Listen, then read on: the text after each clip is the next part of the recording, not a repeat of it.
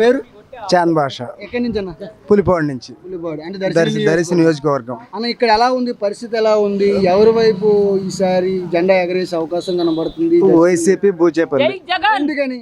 ఇచ్చిన పథకాలు అన్ని విధాల మేలు జరిగింది.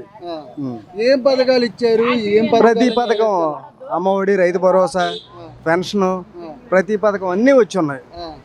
అయితే ఈసారి కూడా కూటమి అభ్యర్థులు చాలా మిన్నగా మేనిఫెస్టోని రెడీ చేశారు. మెయిన్గా అవ్వతాతలకు 4,000 రూపాయలు పెన్షన్ అనేది ఇవ్వడం జరుగుతుంది. అండ్ గ్యాస్ బండ్లు కూడా ఇవ్వడం జరుగుతుంది చెప్పని. పోయిన 5 ఏళ్ళు చూసామండి. పోయిన 5 ఏళ్ళు చూసాము, ఓట్లేసాం, గెలిపించాము. ఏది మాకు న్యాయం జరగలేదు. ఈ 5 ఏళ్ళు జరిగింది న్యాయం. దానివల్ల చేస్తాం, మేము గెలిపించుకుంటాము.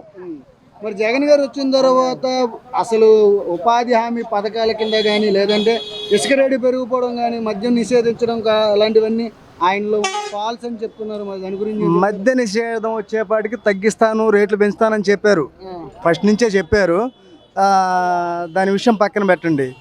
ఉపాధి వచ్చేపాటికి దాదాపు 6 లక్షల పై చిలుకు ఉద్యోగాలు ఇచ్చున్నారు. సచివాలయం కావచ్చు, ఇంకోటి ఏదైనా సరే ఇచ్చున్నారు. మరి ఉద్యోగం ఇక్కడికి ఉపాధికి వచ్చేటప్పటికి ఇసుక రేటు పెరగడం వల్ల టాపీ మేస్త్రీలో కానీ మిగతా వాళ్ళందరికీ ఉపాధి లేదని చెప్తున్నారు జగన్ గారు. గవర్నమెంట్ ఆదాయం కోసం చేసేటండి అది. గవర్నమెంట్ మన రాష్ట్రానికి ఆదాయం లేదు, ఏ సైడ్ నుంచి లేదు. తప్పదు అది. గవర్నమెంట్కి ఆదాయం వస్తేనే గవర్నమెంట్ నడుస్తుంది. అంటే ప్రజల దగ్గర నుంచి డబ్బులు తీసుకుంటే ఆదాయం ఎలా తీసుకుంటారండి? ప్రజల దగ్గర వసూలు చేయడం అనేది కరెక్ట్ కాదు కదా. ప్రజల దగ్గర నుండి అంటే మనం ఇస్తేనే కదా ప్రభుత్వం పరిపాలన జరిగేది. మనం ఇస్తేనే ఇసుక కొంటున్నాం, కరెక్టే కాదంటలా. ఎక్కువేం పట్టలా. గతంలో రీచ్లు పెట్టారు, దోసుకున్నారు. ఆయన ఎవరు? చింతమనేని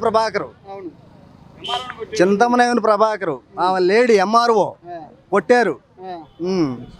అసెంబ్లీలో గందరగోళం చేశారు, రోజాని గందరగోళం చేశారు. దర్శన నియోజకవర్గంకి వచ్చేటప్పటికి ఎలా అనిపిస్తుంది మీకు? బూచేపల్లి ఒకవైపు లక్ష్మి గారు నిలబడ్డారు. లక్ష్మి గారు మాకు తెలియదండి. ఆమెవరో తెలియదు. రేపు పొరపాటుని గెలిచినా సరే ఇక్కడ పెత్తనం చేసేది ఎవరంటే బుజ్జి గొట్టిపాటి రవికుమార్ వచ్చి పెత్తనం చేస్తాడు. అదెవరో మాకు తెలియదు అసలు. ఆయన ఎందుకు పెత్తనం చేయాలి? ఎమ్మెల్యేగా గెలిచినా కూడా ఆయన ఎందుకు పెత్తనం చేయాలి? వాళ్ళ బాబాయ్ కదా, వాళ్ళ ప్రోద్బలంతో ఏం ఇప్పించారు టికెట్. అదెవరో అసలు ఈ నియోజకవర్గానికే తెలియదు అసలు.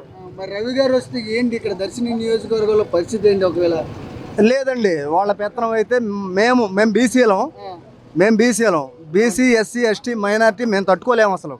ఆయన వస్తే. బూచేపల్లి గారు వస్తే ఎందుకు తట్టుకోగలరు? ఆవిడ వాళ్ళు వస్తే ఎందుకు తట్టుకోగలరు? నేను 2-3 విషయాల్లోనే వెళ్ళానని కలిశాను. డైరెక్ట్గా నేనే వెళ్ళాను, కూర్చోబెట్టి మాట్లాడి నా పనులు నాకు చేసి పెట్టాడు. నేను బీసీని. ఇట్లాగే బీసీ, ఎస్టీ, ఎస్సీ, మైనార్టీ అందరికీ పనులు చేస్తాడు బూచేపల్లి. అయితే బూచేపల్లి గారు ఎందుకు గెలవాలి ఇక్కడ? మెయిన్గా బూచేపల్లి గారు దర్శన నియోజకవర్గంలో మా లాంటి వాళ్ళ కోసం అండి, మంచి పనుల కోసం. ఆయన గతంలో ఓడిపోయి ఉన్నారు. ఆ టైంలో వెళ్ళాను నేను, పనులు చేసి పెట్టారు మాకు కాదు నాకే పనులు చేసి పెట్టారు. అందువల్ల ఆయన్నే గెలిపించుకుంటాము, ఆయనకే చేస్తాం. దర్శని ప్రజలకు మీరేం చెప్పాలనుకుంటున్నారు ఈసారి? ఎవరైతే మంచి నాయకుడు వ్యక్తిగతంగా కానీ, లేకపోతే మనకి మంచి చేసే నాయకులు ఎవరని అనేసి ఎవరు చెప్తారు? మా దర్శి నియోజకవర్గానికి మంచి చేసే క్యాండిడేట్ బూచేపల్లి శివప్రసాద్ రెడ్డి గారే. ఆ లక్ష్మి గారు ఎవరో తెలియదు మాకు. ఆమె దగ్గరికి వెళ్ళాలంటే అసలు ఎట్లా వెళ్ళాలో తెలియదు మాకు అసలు. ఆమె ఎవరో కూడా తెలియదు.